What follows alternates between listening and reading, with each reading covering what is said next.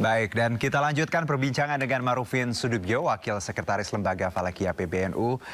Ustadz Marufin sama Herjuno kali ini ya, tadi kita jeda dulu, jangan bingung. Ustadz, kalau kita lihat bagaimana tadi ada paket pengantar ya, bahwa ya, Indonesia sering sekali kita punya perbedaan, apalagi tadi puasa, Ramadan, terus juga Idul Fitri. Kalau secara umum dulu, PBNU melihat tahun ini ya. Kalau tadi kan sudah detail sama April bagaimana nanti kira-kira akan seperti apa sidang. Kalau sikap PBNU melihat bagaimana sebenarnya perbedaan yang kita punya, masyarakat harus seperti apa sih? Dari awal kita selalu menekankan bahwa pilihan untuk beribadah itu adalah pilihan yang sifatnya istihadiyah. Betul. Ya. Betul bahwa untuk nahdien itu kita memiliki panduan, memiliki garis panduan yang memang sudah ditentukan oleh struktur dalam hal ini adalah oleh pengurus besar Nahdlatul Ulama, dan juga itu dipedomani juga oleh jaringan pesantren yang ada. Karena apa yang kami lakukan ini adalah pengejawantahan atau perwujudan dari keputusan-keputusan di Musyawarah Nasional Alim Ulama NU dan juga di Muktamar NU. Nah, tetapi kemudian di luar itu juga kita tetap memberikan sebuah kelonggaran kepada siapapun yang memang ingin melaksanakan peribadahnya sesuai dengan keyakinannya masing-masing. Hanya kemudian yang paling kita inginkan adalah mohon dijaga persatuannya. Mohon itu dijaga juga kemudian toleransinya dengan sesamanya. Betul. Ya. Itu semangatnya yang harus kita punya ya. Artinya ketika kita ingin misalnya melaksanakan ibadah terlebih dahulu, ya kita berharap itu kemudian juga tidak menimbulkan sebuah situasi yang kemudian membuat kondisi di masyarakat menjadi agak tegang. Itu semangat NU yang saya selalu kagumi, bahwa tadi apapun keputusannya ada persatuan, toleransi ya, itu yang ingin kita bangun apapun yang perbedaan yang kita hadapi, termasuk bicara Idul Fitri.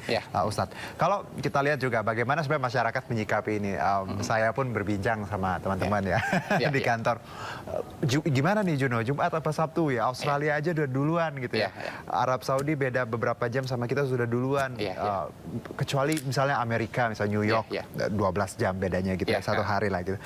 Bagaimana mungkin kalau dari PBNU melihat bahwa ada pemikiran atau ada pendapat seperti itu, Ustadz, kita harusnya seperti apa nih melihatnya? Saya ambil contoh misalnya begini, kita sekarang jam 18 ya, mendekati jam 18 ya. Mendekati 18. Nah, kita sudah mendekati waktu maghrib, sudah mendekati waktu berbuka puasa. Tapi kalau kemudian kita pindah ke Saudi Arabia, kita masih dalam kondisi waktu zuhur. Artinya ketika kita berbuka puasa di sini, di Saudi pun belum diperbolehkan untuk berbuka karena waktunya memang belum masuk. Dalam pemahaman yang dipedomani di Nahdlatul Ulama, kita melihat bahwa ibadah itu sifatnya lokal. Lokalitas itu yang kemudian diambil dan kemudian digunakan sebagai satu basis panduan.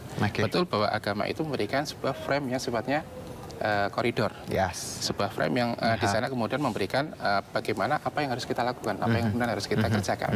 Tetapi di sana juga kemudian unsur-unsur lokalitas itu tetap dipertimbangkan ketika untuk masuk. Saya ambil contoh misalnya analogi yang lain. Kita di Indonesia ketika umat Muslim itu berzakat fitrah, selalu andalannya adalah beras. Biasanya 2,5 kilogram. Betul. Ada yang lebih, ya. Tapi biasanya 2,5 kilogram. Tetapi kalau kita melihat kerujukan kitab-kitab fikih klasik yang itu dipedomani oleh umat Islam di seluruh Indonesia, di seluruh dunia, itu di sana tidak ada kata-kata beras. Tidak ada kata-kata beras. Ada itu gandum, barley, atau kemudian kurma. Ini bukti lokalitas lagi. Iya, betul ya. Tapi selama ini tidak ada yang persoalkan itu.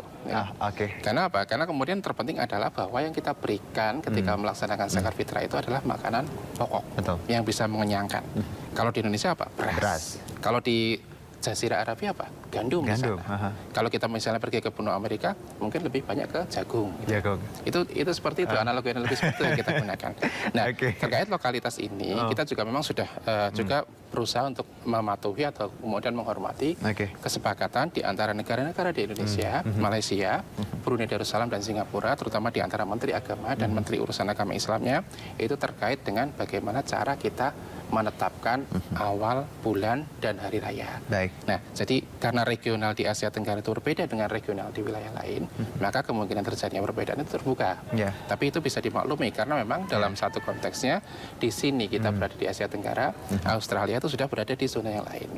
Apalagi kemudian dibandingkan dengan Jazirah Arabia itu di zona yang lain. Ini yang harus kita pahami bersama, bahwa analogi tadi, pengertian yang Ustadz berikan bahwa memang inilah pentingnya agama dan ilmu pengetahuan ya. Dua hal ini sangat membuat kita akhirnya punya pilihan, punya analogi yang baik. Betul, Dan tadi lokalitas ketika bicara zakat, buka puasa di sini dan di Arab jadi zuhur. Jadi kita bisa mengerti kenapa ada perbedaan itu, Ustaz, ya. Dan lagi-lagi bahwa toleransi yang kita ingin bangun ya untuk masyarakat Indonesia, tadi perbedaan hal yang biasa, tapi jangan sampai merusak semua yang sudah kita bangun. Betul, ya, apalagi tahun 2023, tahun depan kita ada pemilu. Betul sekali. Ustaz, terima kasih sekali atas ilmunya tadi, insight-nya ya. Semoga teman-teman yang nonton juga bisa membawa ilmu ini dan disebarkan untuk tentunya kebaikan, dan apapun nanti pilihan kita untuk, ya semoga bisa bareng, kalaupun tidak bareng tidak apa-apa, semuanya merayakan Idul Fitri. Dan terima kasih Ustaz Marufin Sudipyo, Wakil Sekretaris Lembaga Falakiyah PBNU. Nanti ikut sidang? Betul, ikut sidang. Ya, semoga dilancarkan. Dan kita akan jeda dulu, pemirsa, tetap bersama kami di Breaking News MNC News.